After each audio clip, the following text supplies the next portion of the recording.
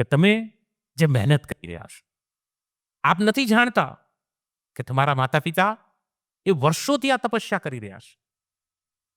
સાહેબ, દિવાળી જેવો ત્યોહાર આપણે બધા જ મનાવીએ. અહીંયા રહેલા દીકરા દીકરી 2000, 2500, 3000 રૂપિયાની જોડી ડ્રેસ સાડી પહેરેશ, પણ એ જોવાનું ભૂલી જાય કે માં 300 રૂપિયાની સાડીમાં દિવાળી 9 વર્ષ પૂરું કરે છે.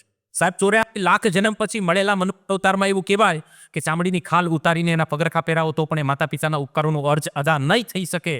આ માતા પિતાના અરમાનો પૂરા કરવાનો અવસર હોય ને તો લડી લેજો.